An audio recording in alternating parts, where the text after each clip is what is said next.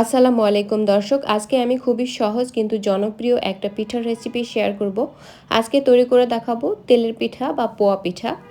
আজকের এই পিঠা তৈরি করার প্রক্রিয়া খুবই সহজ হলেও এটা কিন্তু অনেক সময় ফুলতে চায় না বা বানানোর পরে খুব দ্রুতই শক্ত হয়ে যায়।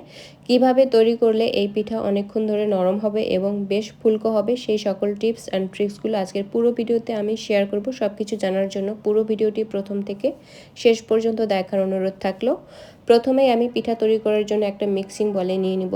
শুকনো চালের গুঁড়া 2 কাপ, ময়দা ব্যবহার করেছি আমি হাফ কাপ। আজকের মেজারমেন্টটা ফলো করার চেষ্টা করতে হবে। গুঁড়ো দুধ ব্যবহার করেছি 1/3 কাপ। এবারে দিয়ে দিব স্বাদ মতো লবণ।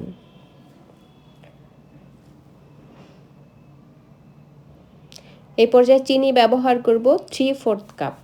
সবগুলো মেজারমেন্ট আপনারা ফলো করার চেষ্টা করবেন, তাহলে কিন্তু পিঠা পারফেক্ট হবে।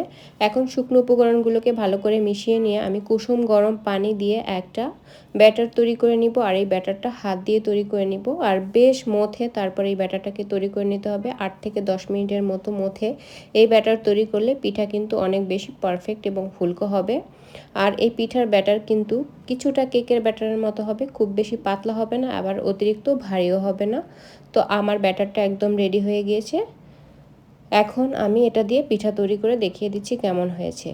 একটা প্যানে পরিমাণ মতো তেল দিয়ে তারপরে তেলটাকে কিন্তু বেশ ভালো করে গরম করে নিতে হবে। তারপরে একটা নির্দিষ্ট পরিমাণে ব্যাটার এর মধ্যে দিয়ে উল্টে পাল্টে তারপরে পিঠাগুলোকে ভাজতে হবে। লো ফ্লেমের চেয়ে একটু বেশি ফ্লেমে আজকে পিঠাগুলো তৈরি করতে হবে।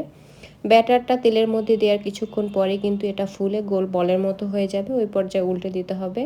এভাবে উল্টে পাল্টে তারপরে পিঠাগুলো তৈরি করে নিতে হবে। আজকের এই পোয়া পিঠাগুলো কিন্তু আমি চিনি দিয়ে তৈরি করেছি। এটা চাইলে খেজুর গুড় বা যে কোনো ধরনের গুড় দিয়েও তৈরি করা যায়, সেটাও কিন্তু খেতে অনেক বেশি মজা হয়। আমি সবগুলো ব্যাটার দিয়ে এভাবে পিঠা তৈরি করে নিব আর তেল ঝরিয়ে তুলে নিব। তো দেখুন প্রত্যেকটা পিঠাই কিন্তু অনেক বেশি ফুলছে।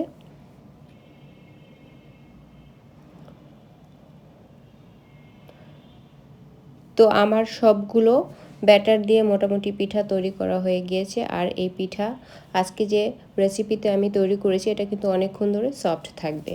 সবগুলো পিঠা রেডি হয়ে গিয়েছে, এখন জাস্ট গরম গরম পরিবেশন করে নেওয়ার পালা।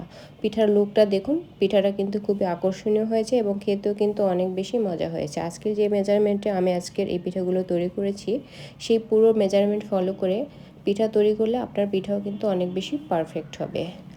আজকের এই পোয়া পিঠা তৈরির সহজ রেসিপি যদি ভালো লাগে আমার চ্যানেলটি সাবস্ক্রাইব করে রাখবেন, পেজটি ফলো দিয়ে রাখবেন এবং নিয়মিত লাইক কমেন্ট শেয়ার করে পাশে থাকবেন। সবাই অনেক ভালো থাকবেন। আল্লাহ হাফেজ।